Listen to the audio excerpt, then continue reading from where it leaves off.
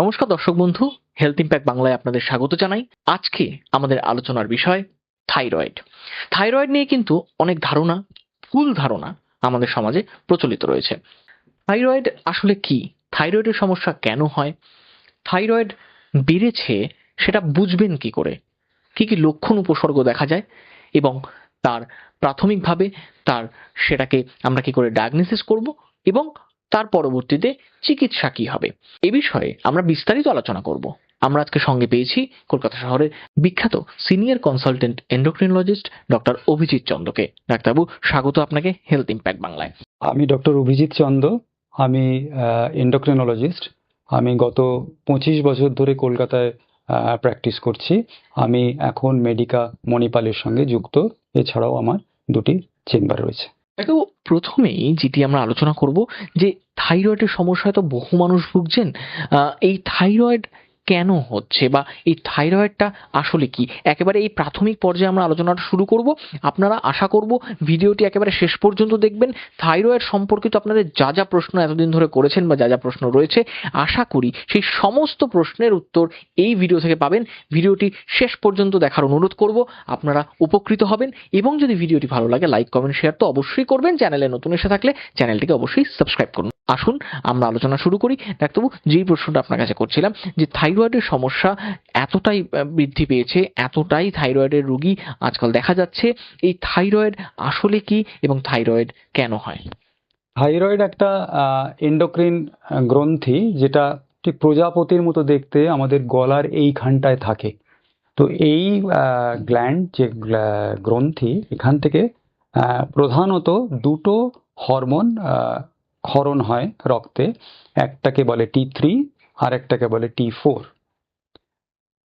আমরা যখন পরীক্ষা করি, একটা জিনিস মাথায় রাখবেন যে আমরা আরেকটা রক্ত পরীক্ষা করি যেটাকে বলে TSH, যেটার দিকে আমরা বেশি নজর পড়ে। কিন্তু এই TSH এটা কিন্তু থাইরয়েডের থেকে হরমোনটা বেরোয় না। TSH কথাটার ফুল ফর্ম হচ্ছে থাইরয়েড স্টিমিউলেটিং হরমোন, যেটা আমাদের মাথার এইখানে পিটিউটারি গ্ল্যান্ড বলে একটি গ্ল্যান্ড থাকে, সেটাও একটি এন্ডোক্রিন গ্ল্যান্ড, সেইখান থেকে বেরোয়। এবং থাইরয়েড কথার নামেই বুঝতে পারছেন যে থাইরয়েড স্টিমিউলেটিং হরমোন, মানে সে থাইরয়েডকে স্টিমুলেট করে থাইরয়েড গ্ল্যান্ড থেকে T3 T4 বার করে।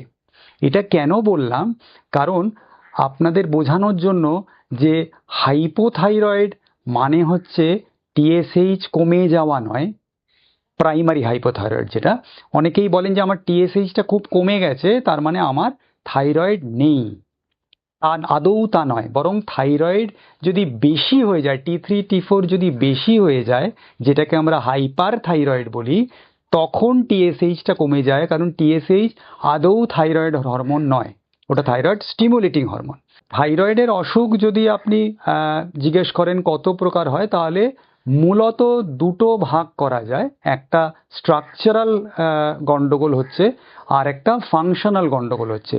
এটা দুটো আলাদা আলাদাও হতে পারে, আবার একসঙ্গে এক্সিস্ট করতে পারে। যে আপনার শুধু স্ট্রাকচারাল গন্ডগোল কীরকম হয়, ধরুন আপনি নোটিস করলেন যে চুল আঁচড়াতে গিয়ে বা শেভ করতে গিয়ে যে আপনার গলার একটা জায়গা ফুলে আছে, আর অন্য কোনো সমস্যা নেই। বা আপনি নেমন্তন্ন বাড়িতে গেছেন, কেউ আপনাকে নোটিস করে বললেন যে তোমার গলাটা ফোলা লাগছে কেন।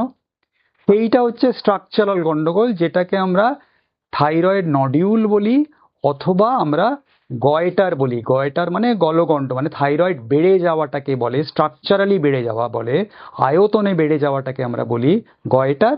আর যদি একটা বিশেষ জায়গায় একটা গাঁঠ মতো তৈরি হয়ে যায়, গোল মতো, তাকে আমরা বলি থাইরয়েড নডিউল। এটা স্ট্রাকচারাল প্রবলেম। আর ফাংশনাল প্রবলেম দু রকমের হয়। আমাদের তো থাইরয়েড হরমোনটা শরীরের সমস্ত কোষে লাগে, মাথা থেকে পা পর্যন্ত। আপনি ব্রেন বলুন, হার্ট বলুন, ইন্টেস্টিন বলুন, আপনার রিপ্রোডাক্টিভ অর্গ্যান বলুন, আপনার ব্লাড প্রেশার মেনটেনেন্স বলুন, মানে যা ভাববেন সব কিছুতে সমস্ত কোষের মেটাবলিজম ঠিক রাখে এই থাইরয়েড হরমোনটা। সেই থাইরয়েড হরমোনটা ঠিক যদি না থাকে, তাহলে বেশি থাকলেও গন্ডগোল, কম থাকলেও গন্ডগোল। বেশি কখন থাকে? যখন থাইরয়েড গ্ল্যান্ড থেকে বেশি বেশি থাইরয়েড তৈরি হচ্ছে, থাইরয়েড বেশি কাজ করছে, সেটাকে আমরা বলি হাইপার থাইরয়েডিজম, যে থাইরয়েড বেশি কাজ করছে। হাইপার কথাটার মানে হচ্ছে বেশি। আর যখন কাজ করছে না সেটাও খারাপ, কারণ আপনার তো একটা নির্দিষ্ট পরিমাণ দরকার আপনার কোষগুলো যাতে ঠিক মতো মেটাবলিজম মেনটেন করতে পারে।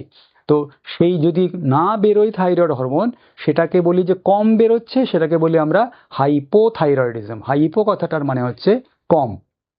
তো এই হাইপোথাইরয়েডিজমে কি হয়, T3 T4 কমে যায়। প্রাইমারি হাইপোথাইরয়েড যদি হয় তাহলে T3 T4 কমে যায়, TSH বেড়ে যায়। আবার কিছু কিছু হাইপোথাইরয়েড থাকে যেখানে সমস্যাটা পিটিউটারি গ্ল্যান্ডে, থাইরয়েড গ্ল্যান্ডে নয়, সেখানে দেখা যায় TSHটাও কম, সেটা একটু জটিল হয়ে যায়। তো সাধারণভাবে ধরে নিতে পারেন যে আপনার হাইপোথাইরয়েড যদি হয় তাহলে T3 T4 কম হবে আর TSH বেশি হবে। আর উল্টো দিকে হাইপার থাইরয়েড যদি হয়, T3 T4 বেশি হবে, TSH কম হবে। এবার একটা জিনিস খেয়াল রাখবেন, সেটা হচ্ছে T3 T4 আর TSH এর রিলেশনটা আমরা বলি লগ লিনিয়ার।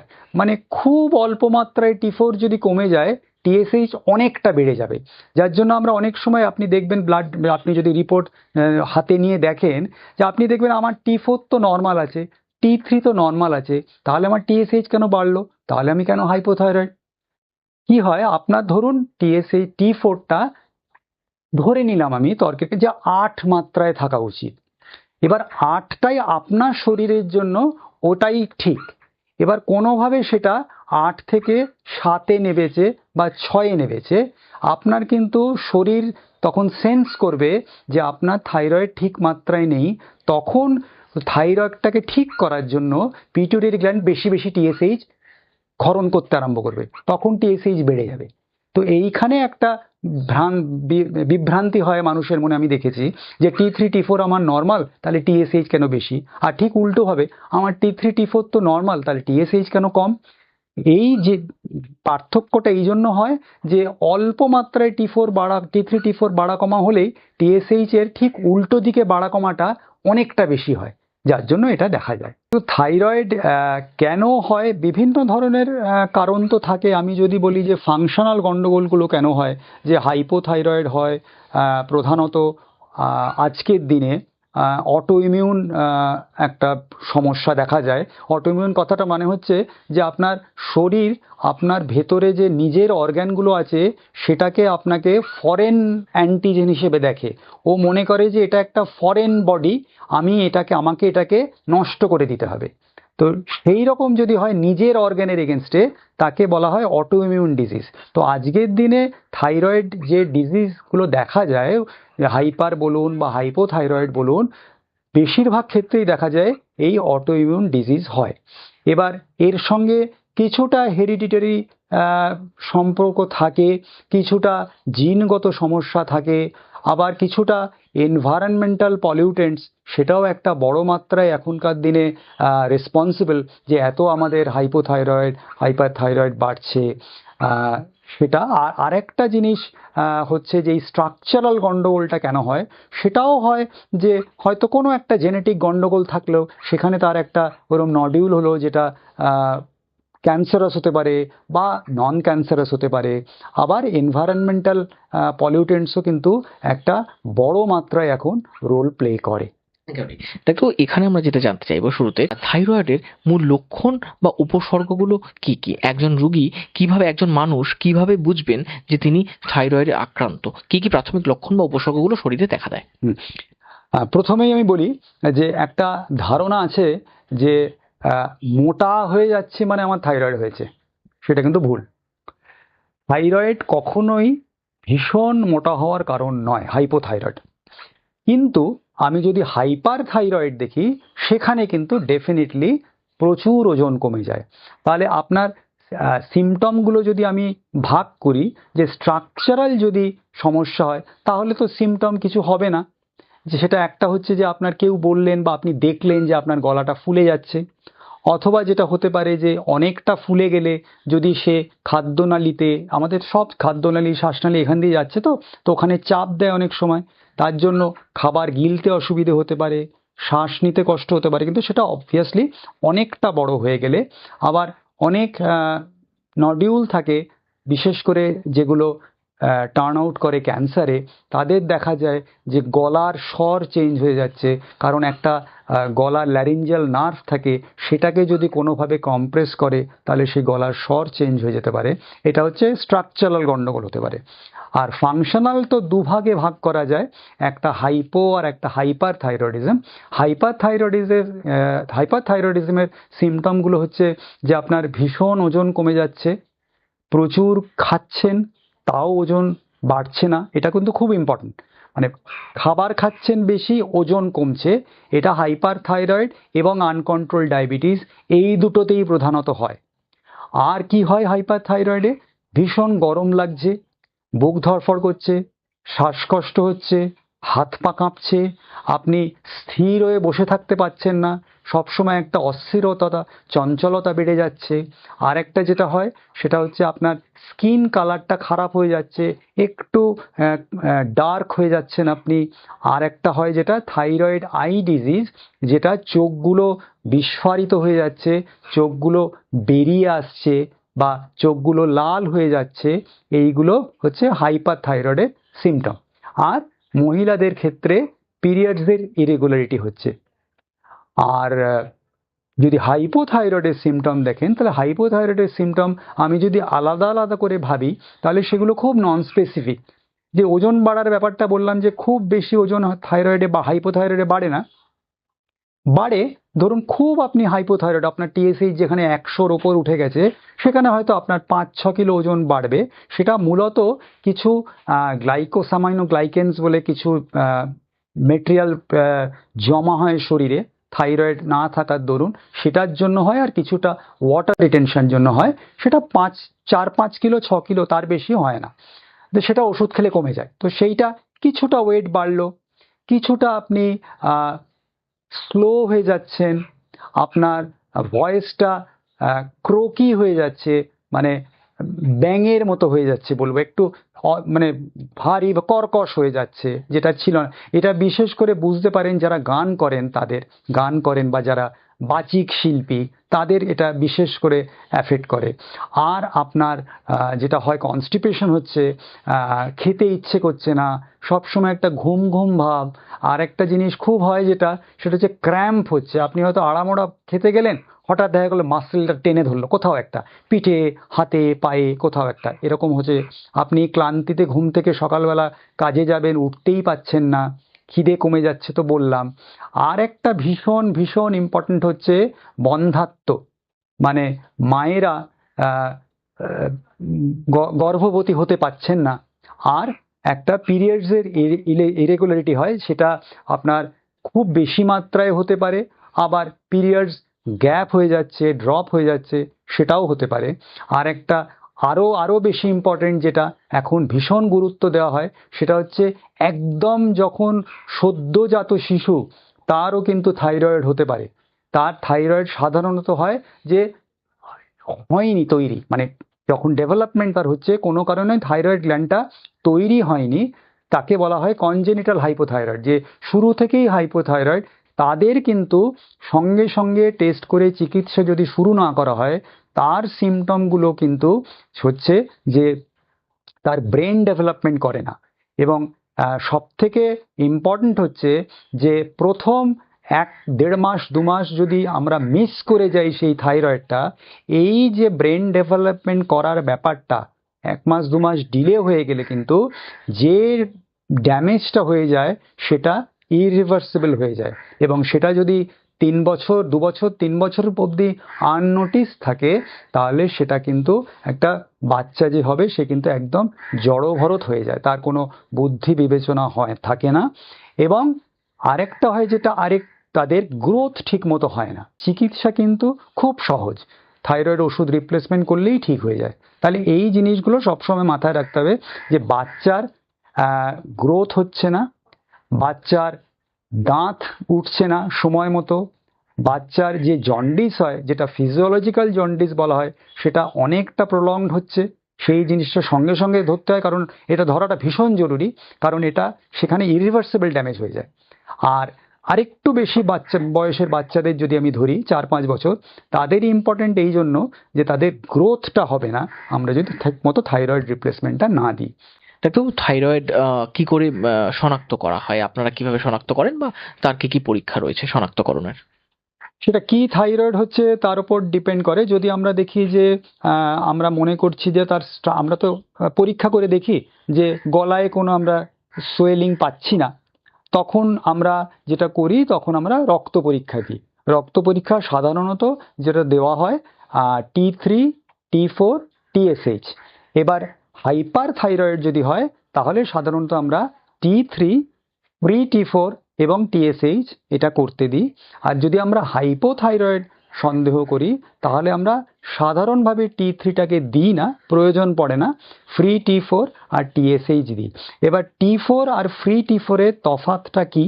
কারণ T4 এর যদি আপনি পরীক্ষা করতে যান আপনার কিন্তু চার্জ বেশি T4 টেস্ট করতে। তাহলে আমরা কেন T4 দিই? কারণ অনেক সময় এই টোটাল T4 যেটা, সেটা একটা প্রোটিন বাউন্ড থাকে। তো এবার প্রোটিনের যে অ্যালবুমিন বলুন বা থাইরয়েড বাইন্ডিং কিছু প্রোটিন থাকে, সেই প্রোটিনের তারতম্যের জন্য তার টোটাল T3 বা T4টা কিন্তু তারতম্য হয়। সেই জন্য আমরা T4টা দিই, যদিও এটার কস্টটা অনেক বেশি। কিছু কিছু ক্ষেত্রে দিতে হয়, সবসময় যে দিতেই হবে এরকম কোনো ব্যাপার নেই। প্রথম অ্যাকচুয়ালি অ্যাটলিস্ট ডায়াগনোসিসের সময় দিই এই কারণে যে সেই প্রোটিন, তার কোনো প্রোটিনগত সমস্যা আছে কিনা আমরা তো জানি না, তাই জন্য T4টাই করাটা বাঞ্ছনীয়, যদিও তার কস্টটা বেশি, এবং সঙ্গে TSHও করতে দিই। এবার যদি আমরা দেখি যে তার স্ট্রাকচারালও কোনো প্রবলেম আছে সেখানে, তখন আমরা একটা আল্ট্রাসাউন্ড করতে দিই। আল্ট্রাসাউন্ড কিন্তু জানবেন থাইরয়েড গ্ল্যান্ডের ঠিক তো দেখার জন্য একটা ভীষণ ভীষণ ভালো মডালিটি।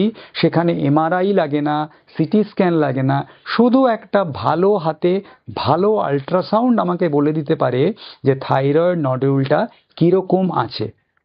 তো এবারে আমরা যদি স্ট্রাকচারালি দেখি যে হ্যাঁ সেখানে একটা আল্ট্রাসাউন্ড বলছে যে একটা নডিউল আছে, আল্ট্রাসাউন্ডে গ্রেডিং আছে, তারা গ্রেড করে দেয় যে নডিউলের সাইজটা কীরকম আছে, তার নডিউলটা কোনো সাসপিশাস মনে হচ্ছে কিনা। যদি দেখা যায় যে এটা একটা সিস্ট, শুধু জল ভরা একটা নডিউল আছে, সেটা কিচ্ছু করার দরকার নেই, তাতে ভয় পাওয়ারও কোনো দরকার নেই। অনেক সময় অনেকে সিস্ট অ্যাসপিরেট করেন বা ওই অ্যালকোহল অ্যাপ্লেট করে এটাকে নষ্ট করে দেন সিস্টটাকে, কিন্তু ওটা কিছু না করলেও চলে। আর আরেকটা জিনিস হচ্ছে যে আল্ট্রাসাউন্ড আমাদের বলল যে না এটা সিস্ট নয়, আমার মনে হচ্ছে যে এটা একটু সন্দেহজনক লাগছে, এর সাইজটা 1 সেন্টিমিটারের বেশি এবং এর কিছু কিছু ফিচার আছে যেগুলো সন্দেহজনক। তখন আমরা কি করি, ওই FNAC বলে একটা টেস্ট হয় যেটাকে বলা হয় ফাইন নিডল অ্যাসপিরেশন সাইটোলজি। মনে রাখবেন এটা কিন্তু বায়োপসি নয়, এটা একটা ফাইন নিডল দিয়ে ওই রসটাকে টেনে নিয়ে স্লাইডে রেখে সেটাকে পরীক্ষা করা হয়। এই FNAC আবার আমাদের বলে দিতে পারে যেটা বিনাইন না ম্যালিগনেন্ট। এবার একটা ডেফিনিট বিনাইন বলে দিতে পারে, একটা ডেফিনিট ম্যালিগনেন্ট বলে দিতে পারে। তার মধ্যে একটা গ্রে জোন থাকে, তাতে যে গ্রেডগুলো থাকে তাতে একদম যে লো গ্রেড, তাতে যা ম্যালিগনেন্সি হওয়ার চান্স, যেটা FNAC আমাকে বলে দিতে পারছে না, তারপর গ্রেড যত বাড়তে থাকে তার ম্যালিগনেন্সির চান্স বাড়তে থাকে। আমরা যদি একটা FNAC রিপোর্ট পাই যেটা বলে দিচ্ছে যে হ্যাঁ এটা ম্যালিগনেন্ট, তার চিকিৎসা তো ডেফিনেটলি অপারেশন। সেই অপারেশনের আগে দেখে নেওয়া হয় যে আর কোথাও ছড়িয়েছে কিনা গলার মধ্যে, সেটা সেই সময় একটা সিটি স্ক্যানের প্রয়োজন পড়ে অপারেশনের আগে, যেটা সাধারণভাবে সার্জেনরা করে থাকেন। আর কি দেখা হয়, দেখা হয় যে এটা বিনাইন। যদি FNAC আমাকে বলে দেয় না এটা বিনাইন, তাহলে ওটা নিয়ে তো আর কোনো চিন্তা নেই, শুধু একটু ফলো আপ করে যাওয়া যে সাইজটা বাড়ছে কিনা বা আপনার মনে হচ্ছে কিনা যে আমার দেখতে ভাল লাগছে না। যদি দেখা যায় যে কসমেটিক পারপাস যার হয়েছে তিনি বলছেন না আমার দেখতে ভালো লাগছে না, তখন আমরা এটাকে বলি যে অপারেশন করে নিন। আর যদি দেখা উনি বলেন যে না আমার তো বেশ আছি, অসুবিধা তো কিছু হচ্ছে না, তাহলে থাকবে যদি বিনাইন থাকে। কিন্তু যদি FNAC আমাদের ঠিক মতো না বলতে পারে যেটা বিনাইন না এটা বিনাইন কি ম্যালিগনেন্ট আমি ঠিকমতো বলতে পারছি না, আমার একটা ডাউট থাকছে, তাহলে আমরা যেটা করি সেটা তখন আলোচনা করি পেশেন্টের সঙ্গে যে আপনার এটা আছে, এই যেটা আছে তাতে ক্যান্সার হওয়ার সম্ভাবনা এতটা, ধরুন কারোর 10%, কারোর 25%। এবার আমরা দুটো জিনিস করতে পারি, এটাকে ফলো আপ করতে পারি, বা আপনি যদি মনে করেন যে না আমি রিস্ক নেব না, আমি অপারেশন করিয়ে নেব, সেটাও করতে পারেন। তো এইভাবে স্ট্রাকচারাল যে সমস্যাটা সেটা নির্ধারণ করা হয় এবং চিকিৎসা করা হয়। এবারে ফাংশনাল যে প্রবলেমগুলো হয়, হাইপো বা হাইপার থাইরয়েডিজম, হাইপোর চিকিৎসাটা খুব সহজ। আমরা থাইরয়েড হরমোন দিয়ে দিলাম, দিয়ে তাকে নির্দিষ্ট পরিমাণ বডি ওয়েট অনুযায়ী তাদের থাইরয়েড হরমোনটা আমরা রিপ্লেস করি, এবং সাধারণভাবে আমরা ওষুধ শুরু করার 3 মাস পরে একবার দেখি যে টিএসএইচটা ঠিক হয়েছে কিনা। যদি দেখা যায় যে ঠিক হয়ে গেছে, তার মানে কিন্তু এই নয় যে আপনি ওষুধটা বন্ধ করে দেবেন। আপনার টিএসএইচ ঠিক হয়েছে ওষুধ খেয়ে। এবার ওষুধ চালাবেন, কি ডোজে চালাবেন সেটা আপনার ডাক্তারবাবু ঠিক করবেন। পরবর্তী ফলো আপ যেটা করা হয় সেটা সাধারণভাবে 6 মাস পরে। তারপরে যদি দেখা যায় যে ঠিক থাকছে, তাহলে আমরা সাধারণত বছরে একবার করে ফলো আপ করি, এবং সেটা শুধু টিএসএইচ করলে হয়, তখন আর T3 T4 এর প্রয়োজন পড়ে না, কিছু ব্যতিক্রম ছাড়া।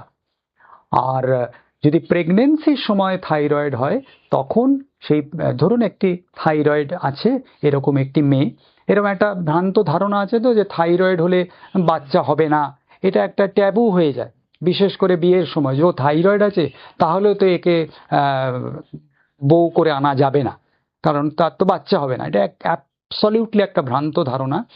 অজস্র হাইপোথাইরয়েড মেয়ে আছে যারা মা হচ্ছে, বাচ্চাদের জন্ম দিচ্ছে। শুধু একটা জিনিস খেয়াল রাখতে হবে যে থাইরয়েড যাদের থাকছে, যেসব মেয়েদের, তারা যখন প্রেগনেন্ট হচ্ছে তাদের কিন্তু থাইরয়েডের ওষুধের মাত্রাটা প্রেগনেন্ট হওয়া মাত্রই বাড়িয়ে দিতে হয়, এবং তখন কিন্তু মাসে মাসে এই টিএসএইচ পরীক্ষাটা করতে হয়, যাতে টিএসএইচটা একটা নির্দিষ্ট মাত্রার নিচে আমরা রাখতে পারি। সেই নির্দিষ্ট মাত্রাটা হচ্ছে প্রথম 12 সপ্তাহে আমরা ওই টিএসএইচটাকে 2.5-এর নিচে রাখার চেষ্টা করা হয়, এবং 2.5-এর নিচে যেন থাকে। আর দ্বিতীয় 12 সপ্তাহ এবং তৃতীয় 12 সপ্তাহে, যেটা আমরা সেকেন্ড ট্রাইমেস্টার এবং থার্ড ট্রাইমেস্টার বলি, সেখানে যেন টিএসএইচটা 3-এর নিচে থাকে। যারা বয়স্ক মানুষ, যাদের হঠাৎ করে যদি আমি মেটাবলিজমটাকে বাড়িয়ে দিই, সেখানে হার্টের প্রবলেম বেড়ে যেতে পারে, তখন আমরা বেশি কশাস থাকি, খুব অল্প মাত্রায় আস্তে আস্তে বাড়াতে থাকি। হাইপার থাইরয়েডে যে চিকিৎসা হয় সেটা মূলত 3 প্রকার হয়। একটা ওষুধ দিয়ে হয়, একটা চিকিৎসা পদ্ধতি হচ্ছে রেডিও অ্যাক্টিভ আয়োডিন, আরেকটা চিকিৎসা পদ্ধতি হচ্ছে সার্জারি। এবারে আপনার কোনটা করা হবে সেটা আপনার ডাক্তারবাবুই নির্ধারণ করবেন। তবে মোটামুটি আমি যেটা করি সেটা হচ্ছে প্রথমে আমি ওষুধ দিয়ে জিনিসটাকে দেখি যে কিভাবে রেসপন্ড করছে। কারণ দেখা যায় যে হাইপার থাইরয়েডে, হাইপোথাইরয়েড যেমন ঠিক হয় না, সারা জীবন ওষুধ খেয়ে যেতে হয় যদি আপনি সত্যি শুরুতে হাইপোথাইরয়েড থাকেন, তেমনি হাইপার থাইরয়েড কিন্তু সারা জীবন ওষুধ খেতে হয় এই ব্যাপারটা নয়। দেখা যায় 100 জন মানুষের যদি হাইপার থাইরয়েড হয়, তার মধ্যে 30 থেকে 40 জন মানুষের কিন্তু শুধু ওষুধে অসুখটা সেরে যায়। তাই জন্য আমরা প্রথমে ওষুধ, কারণ আমরা তো সেটা জানছি না যে আপনি সেই 30 থেকে 40 জনের মধ্যে পড়ছেন কিনা, তাই জন্য আমরা প্রথমে ওষুধ দিয়ে ট্রায়াল দিয়ে দেখি। যদি দেখা যায় ওষুধে আপনি ভালো রেসপন্ড করছেন, তখন আমরা আস্তে আস্তে ওষুধটা কমাতে থাকি। কমাতে কমাতে একদম যখন কম মাত্রায় ওষুধ থেকেও দেখা যাচ্ছে আপনি ঠিক থাকছেন, তখন আমরা একটা অ্যান্টিবডি আছে, থাইরয়েড রিসেপ্টর অ্যান্টিবডি বলে, সেইটা যদি প্রথমে পজিটিভ থাকে, তাহলে সেটা যদি দেখি নেগেটিভ হয়ে গেছে, তখন আমরা ওষুধটা বন্ধ করে দিই। এবার যদি দেখা যায় যে বন্ধ করার পর অসুখটা আবার রিল্যাপস করলো, যেটা করতে পারে, তাহলে আপনি সেই 30-40 জনের মধ্যে পড়ছেন না, তাহলে আপনি বাকি 50-60 জনের মধ্যে পড়ছেন। আর একটা সিচুয়েশন হতে পারে যে আপনি ওষুধ খাচ্ছেন কিন্তু আপনার ওষুধ উইথড্র করা যাচ্ছে না। এই ক্ষেত্রে তখন আমরা যেটা করি, তখন আমরা আলোচনা করে দেখি যে দেখুন আমরা আপনাকে আর দীর্ঘকাল এই ওষুধের মধ্যে চালাতে চাই না, কারণ এই অসুখটা হাইপোথাইরয়েডের মতো স্টেবল নয়, এটার ওঠা পড়া থাকে, পিকস থাকে, ট্রাফস থাকে, তা আমরা যেগুলো খুব আনপ্রেডিক্টেবল, হঠাৎ করে বেড়ে গেল কমে গেল। তো সেই জন্য আমরা কি করি, যাদের রিল্যাপস করলো বা যাদের আমরা বুঝলাম যে ঠিক হবে না ওষুধে, তখন আমরা একটা অ্যাবলেটিভ ট্রিটমেন্ট, মানে হচ্ছে থাইরয়েড গ্ল্যান্ডটাকে নষ্ট করে দেওয়া। দুভাবে সেটা করা যায়, একটা রেডিও অ্যাক্টিভ আয়োডিন, যেটা কিন্তু রেডিয়েশন নয়, অনেকের একটা ধারণা আছে সেটা রেডিয়েশন। রেডিও অ্যাক্টিভ আয়োডিন হচ্ছে একটা রেডিও অ্যাক্টিভ ওষুধ, আয়োডিন খাইয়ে দেওয়া হয়, যেটা শুধুমাত্র থাইরয়েড গ্ল্যান্ড তুলে নেয়, এবং যেহেতু ওটা একটা রেডিও অ্যাক্টিভ সাবস্ট্যান্স, ও থাইরয়েড গ্ল্যান্ডটাকে ধীরে ধীরে ধীরে ধীরে নষ্ট করে দেয়। নষ্ট করে আপনাকে সাধারণভাবে বেশিরভাগ ক্ষেত্রে হাইপোথাইরয়েড করে দেয়। আবার কখনো কখনো দেখা যায় যে আপনি হাইপোথাইরয়েড হলেন না, আপনি নর্মাল থেকে গেলেন, তবে এটাতে হাইপোথাইরয়েড হয়ে যাওয়ার চান্সটাই বেশি। হাইপোথাইরয়েড যদি আপনি হয়ে যান, তাহলে বাকি জীবনটা আপনাকে কিন্তু ওই হাইপোথাইরয়েডের যে চিকিৎসা, যে ওই থাইরয়েড হরমোন লিভোথাইরক্সিন যেটা বলে, সেইটা আপনাকে সারা জীবন খেয়ে যেতে হবে। তাহলে স্বাভাবিকভাবেই একটা প্রশ্ন আসে যে আপনি তাহলে একটা অসুখ ছিল আমার, তাহলে আর একটা অসুখ তো করে দিলেন, তাহলে লাভ কি হলো? লাভ এটা হলো যে হাইপোথাইরয়েড অসুখটা খুব স্টেবল, যে আপনি বছরে একবার টেস্ট করছেন, ঠিক থাকছে, ওষুধটার কোনো পার্শ্ব প্রতিক্রিয়া নেই। কিন্তু এই হাইপার থাইরয়েডে যে আমরা ওষুধটা ইউজ করি, তাতে খুব সামান্য হলেও একটা পার্শ্ব প্রতিক্রিয়া থাকে, খুবই সামান্য সেটা, কিন্তু নেই তা নয়। যেটা হাইপোথাইরয়েডে যদি সঠিক মাত্রায় আমরা লিভোথাইরক্সিন দিই, তার কিন্তু পার্শ্ব প্রতিক্রিয়া সেভাবে নেই বললেই চলে। আর যারা ধরুন যাদের রেডিও অ্যাক্টিভ আয়োডিন দেওয়া যাচ্ছে না, কাদের দেওয়া যাচ্ছে না? যাদের ধরুন একটা চোখের প্রবলেম আছে, আমি আগে বলেছি সিমটমে যে চোখগুলো বড় হওয়া, বেরিয়ে আসা, সেইগুলো যাদের বেশি মাত্রায় থাকে, তাদের দেখা যায় রেডিও অ্যাক্টিভ আয়োডিন দিলে চোখের সমস্যাটা বেড়ে যায়। এবং থাইরয়েড অ্যাসোসিয়েটেড অফথালমোপ্যাথি আমরা বলি, যে থাইরয়েডের সঙ্গে যে চোখের প্রবলেমটা থাকে, সেটা কিন্তু মারাত্মক আকার ধারণ করতে পারে, এবং সেখান থেকে দৃষ্টিশক্তিও চলে যেতে পারে, এবং সেটা কিন্তু বেশ ভয়ঙ্কর, এবং তার চিকিৎসাটাও একটু ঝামেলার। এবং কিছু কিছু চিকিৎসা আছে যেগুলো ভালো, কিন্তু সেগুলো অসম্ভব ব্যয় সাপেক্ষ। তো সেই জন্য আমরা রেডিও অ্যাক্টিভ আয়োডিন দিই না, আমরা তাদের বলি যে আমরা অপারেশন করে নিন। তখন অপারেশন করে পুরো থাইরয়েড গ্ল্যান্ডটা বাদ হয়ে গেলে তার তো আর বেশি কাজ করার কোনো জায়গা রইল না, তখন আমরা ওই হাইপোথাইরয়েডই হয়ে গেল, তখন তাকে আমরা হাইপোথাইরয়েডের ট্রিটমেন্ট করতে থাকলাম। এছাড়া থাইরয়েডে যে খাদ্যাভ্যাস, খাদ্য এটা খেতে পারবেন না, ওটা খেতে পারবেন না, এগুলো নিয়ে প্রচুর ভ্রান্ত ধারণা আছে, যে বাঁধাকপি খেতে পারবেন না, ফুলকপি খেতে পারবেন না, মসুর ডাল খেতে পারবেন না, ঢ্যাঁড়স খেতে পারবেন না, এই লতলতে যে জিনিসগুলো আছে সেগুলো খেতে পারবেন না, এগুলোর ভ্রান্ত ধারণা। আপনি থাইরয়েড হলে মোটামুটি সবই খেতে পারেন, শুধু আপনার যদি হাইপোথাইরয়েড থাকে, তাহলে আপনি সয়া জাতীয় খাবারগুলোকে একটু অ্যাভয়েড করবেন, কারণ সয়া জাতীয় খাবার থাইরয়েডের ওষুধের যে অ্যাবজর্পশন, বা ওই যে আমরা বলি এন্টারোহেপাটিক সার্কুলেশন, যে খাদ্যনালী দিয়ে লিভারে গেল, সেখান থেকে আবার খাদ্যনালীতে এলো, এই যে সার্কুলেশন, এই সার্কুলেশনটাকে কিছুটা হলেও এই সার্কুলেশনের অন্তরায় হয়ে দাঁড়ায় সয়া প্রোডাক্ট। আর এছাড়া আর কোনো বারণ নেই হাইপোথাইরয়েডে। শুধু একটা জিনিস মাথায় রাখবেন, যে আপনি যদি হাইপোথাইরয়েড থাকেন, তাহলে থাইরয়েডের ওষুধ যদি খান, তাহলে প্রতিদিন চেষ্টা করবেন মোটামুটি এক সময় সকালবেলা উঠে একদম বাসি মুখে খালি পেটে ওষুধটা খাওয়া। এবং খুব গুরুত্বপূর্ণ হচ্ছে, ওষুধ খাওয়ার পর আপনাকে কম করে 30 মিনিট কিচ্ছু খাওয়া চলবে না, এমনকি চাও খাওয়া চলবে না, যেটা খেতে পারেন শুধু জল খেতে পারেন। এবার যদি কোনো কারণে ধরুন আপনি একদিন ওষুধটা ভুলে গেলেন, ভুল তো হতেই পারে, তখন আপনি কিন্তু ওষুধটা পরে খাবেন না, দ্বিতীয় দিন পরের দিন আপনি যে ওষুধটা মিস করেছিলেন ডাবল ডোজ নিয়ে নেবেন। এটাই হচ্ছে নিয়ম থাইরয়েড। আপনাদের যদি ভালো লেগে থাকে লাইক, কমেন্ট, শেয়ার করবেন, এবং আপনাদের যদি অন্য কোনো প্রশ্ন থাকে থাইরয়েড সম্পর্কিত, অবশ্যই কমেন্টে জানাবেন। আপনাদের প্রশ্ন নিয়ে আমরা পরবর্তীতে আবার আলোচনা করব। আজকের মতো এখানেই শেষ করছি। অনেক ধন্যবাদ দর্শক বন্ধু।